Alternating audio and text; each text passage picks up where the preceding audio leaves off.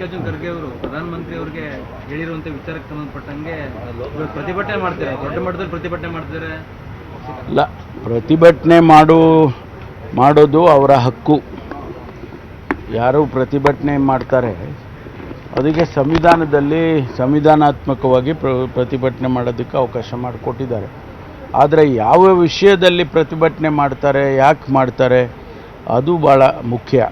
ಅದಕ್ಕಾಗಿ ಅದನ್ನು ನೋಡೋಣ, ಯಾವ ರೀತಿ ಅವರ ಅಜೆಂಡಾ ಏನಿದೆ ಅಂತ ಸ್ವಲ್ಪ ತಿಳ್ಕೊಂಡು ಆಮೇಲೆ ರಿಯಾಕ್ಟ್ ಮಾಡೋಣ.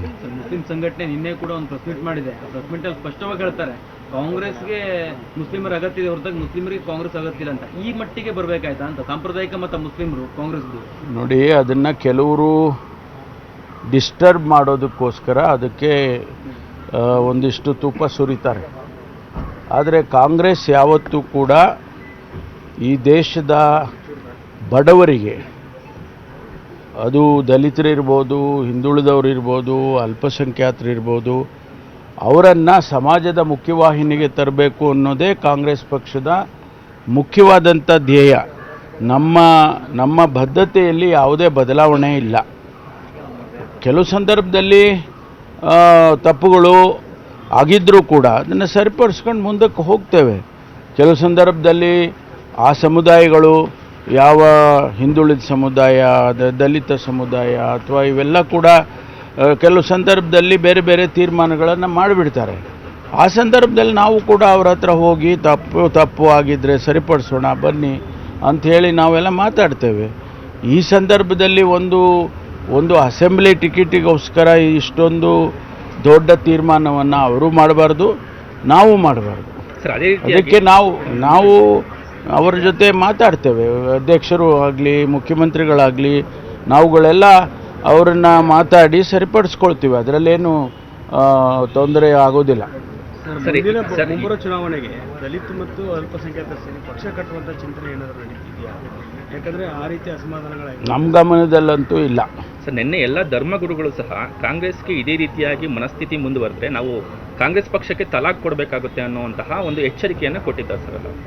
ಇಲ್ಲ, ನಮ್ಮವರು ಈಗಾಗಲೇ ಅದು ಅವ್ರ ಬಗ್ಗೆ ಅವರ ಜೊತೆಯಲ್ಲಿ ಮಾತನಾಡಬೇಕು ಅನ್ನೋದನ್ನು ತೀರ್ಮಾನ ಮಾಡಿದ್ದಾರೆ.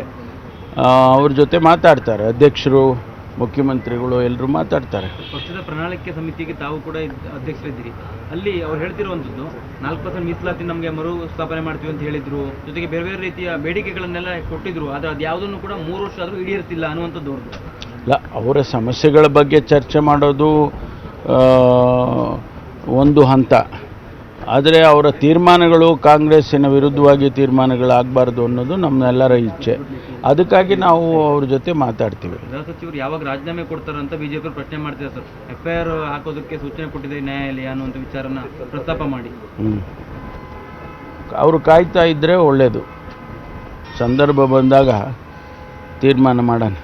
ಸರ್, ನಿನ್ನೆ CM ಸಿದ್ದರಾಮಯ್ಯ ಅವ್ರನ್ನ ಜ್ಞಾನಪ್ರಕಾಶ್ ಸ್ವಾಮೀಜಿಯವರು ಭೇಟಿಯಾಗಿ ಒಳ ಮೀಸಲಾತಿ ವಿಚಾರವಾಗಿ ಆದಷ್ಟು ಬೇಗ ತೀರ್ಮಾನಕ್ಕೆ ಬರಬೇಕು ಅನ್ನುವಂತಹ ಒತ್ತಾಯವನ್ನು ಮಾಡಿದರು. ಅಲ್ಲ, ಅದಕ್ಕಾಗೇನೆ ನಾಳೆ 24ನೇ ತಾರೀಕು ಒಂದು ಸ್ಪೆಷಲ್ ಕ್ಯಾಬಿನೆಟ್ ಕರೆದಿದ್ದಾರೆ. ಎಲ್ಲ ರೀತಿಯ ಚರ್ಚೆಗಳನ್ನು ಕೂಡ ಮಾಡಿ ಒಂದು ಅಂತಿಮ ತೀರ್ಮಾನಕ್ಕೆ ಬರುವ ಎಲ್ಲ ಸಾಧ್ಯತೆಗಳು ಕೂಡ ಇದೆ ಅಂತ ನನಗನ್ನಿಸುತ್ತೆ. ಯಾಕೆಂದರೆ ನಮಗೆ ಈಗಾಗಲೇ 56,000 ಹುದ್ದೆಗಳಿಗೂ ತುಂಬಬೇಕು ಅನ್ನೋದನ್ನು ಅವರು ಬಡ್ಜೆಟ್ನಲ್ಲೇ ನಮೂದಿಸಿದ್ದಾರೆ. ಅದನ್ನು ಒಂದು ಕಡೆ ಮಾಡಲೇಬೇಕಾದಂಥ ಅನಿವಾರ್ಯತೆ ಇದೆ. ಆದಷ್ಟು ಬೇಗ ಈ ರಾಜ್ಯದ ಯುವಕರು ಅಪೇಕ್ಷೆ ಏನಿದೆ ಅಂತೇಳಿದರೆ ಅವರಿಗೆ ಸರ್ಕಾರದ ನೌಕರಿ ಸಿಗಬೇಕಲ್ಲ, ಆದಷ್ಟು ಬೇಗ ಮಾಡಿದರೆ ಒಳ್ಳೆಯದು ಅಂತೇಳಿ ಅವರ ಅಪೇಕ್ಷೆ ಇದೆ. ನಾವು ಕೂಡ ಅದೇ ದಾರಿಯಲ್ಲಿ ತೀರ್ಮಾನ ಬೇಗ ಆದರೆ ಎಲ್ಲ ನೋಟಿಫಿಕೇಷನ್ಸ್ ಮಾಡಿ ಬೇಗ ಎಲ್ಲ ಇಲಾಖೆಗಳಲ್ಲೂ ರಿಕ್ರೂಟ್ಮೆಂಟ್ ಮಾಡೋದಕ್ಕೆ ಕ್ರಮ ತಗೊಳ್ತೀವಿ.